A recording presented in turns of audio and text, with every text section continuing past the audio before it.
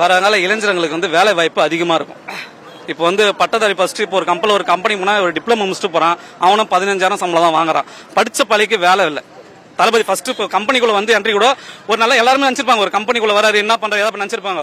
ஆனா ஒரு கம்பெனிக்கு வந்து ஒரு ஆள் பாக்குறாருன்னா இந்த வரையும் எல்லா சிஎம் உள்ள போய் பார்த்திருப்பாங்க வந்திருப்பாங்க. ஆனா இப்போ அவர் சொல்லிக்கிறதுனாடா எங்களுக்கு சொல்லிக்கிறதுனாடா படிச்சவங்களுக்கு ஸ்ரீபெரும்புதூர் இத்தனை கம்பெனிக்கு இது இத்தனை கம்பெனி ஸ்ரீபெரும்புதூர்ல. ஆனா அத்தனை கம்பெனி வந்து படிச்சவங்களுக்கு வேலை அந்த அளவுக்கு எல்லாமே போன ஆஞ்சில பார்த்தா ஆள் சப்போர்ட் ஃபுல்லாவே நீ போறியா நான் போறியா நீ பணம் தரியா நான் பணம் தரியா வந்து போய் மேலத்துல எச்ஆர்ல போக்காங்க எல்லாம் ஆள் சப்போர்ட் பணம் தான் மொத்தமே. சில இடத்துல கம்யூனிஸ்ட் பார்த்து பண்ணலாம். ஆனா எங்க ஆட்சியில் அப்படி கிடையாது.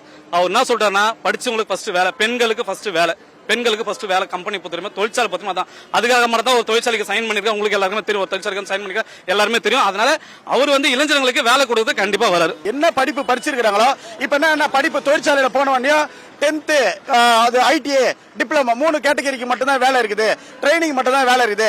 இது வந்து குறிப்பிட்ட இப்ப கன்ஃபார்ம் ஆர்டர் கொடுப்போம், ஸ்டாப் கேட்டகரி நாங்க இவ்வளவு நாள் தான் எடுப்போம், ஒர்க்கர் கேட்டகரி நாங்க இவ்வளவு எடுப்போம். தொழிற்சாலையில நிறைய ப்ராப்ளம் நிறைய வருது. அதை வந்து சால்வ் பண்றது தான் நம்ம தளபதி விஜய் வந்து என்ன சொல்றாருன்னா தமிழ்நாட்டு மக்களுக்கு வேலை வந்து ரொம்ப இம்பார்ட்டன்ட். ஒரு குடிமகனுக்கும் ஒரு வீட்லயும் வேலை இருக்கணும்.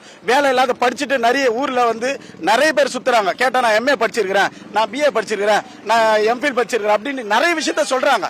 சொல்றவங்க எல்லாம் என்ன பாத்தீங்கன்னா சுத்திட்டு இருக்காங்க. ஒருத்தர் வந்து டிரைவர் வண்டி ஓட்டிட்டு இருக்காரு, என்ன படிச்சிருக்கேன் எம்ஏ படிச்சிருக்கேன், கேட்டா என் படிப்புக்கு வேலை இல்லைன்றாங்க. டிப்ளமோ ஐடி இருந்தா சொல்லுங்க அப்படின்றாங்க.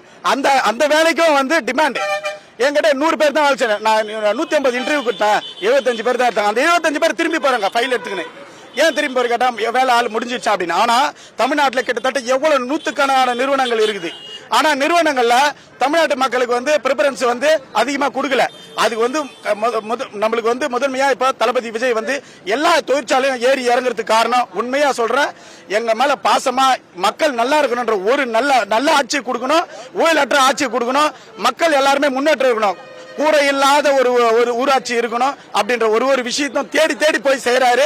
எல்லா ஊராட்சிக்கும் எல்லா நகராட்சிக்கும் மாநகராட்சிக்கும் எல்லா இடத்துக்கும் போறாரு. அதே மாதிரி அந்த அமைச்சர்களையும் அந்த எம்எல்ஏக்களையும் கிட்டத்தட்ட ஒரு கூரை வீட்டுல கூட ஏறி இறங்குறாங்க. இப்போ உங்களுக்கு என்ன குறைன்னு சொல்லிட்டு அவங்க எல்லாம் எங்களை வந்து கேக்குறாங்க. நாங்க தாவேக்கா நிர்வாகின்றது வந்து ரொம்ப பெருமையா நினைக்கிறேன். நாங்க மாண்புமிகு தமிழ்நாடு முதலமைச்சர் இங்க வந்தாரு, வந்து சிறப்பா மக்களை நேசிச்சனால எல்லா மக்களும் இங்க வந்தாங்க. சிறப்பா நடந்து இந்த ஆட்சி வந்து எப்படி தெரியுமா இருக்குது, அது சொல்றதுக்கு வார்த்தையே இல்லாத அளவுக்கு மீறி வந்து ஆட்சி நல்லா இருக்குது.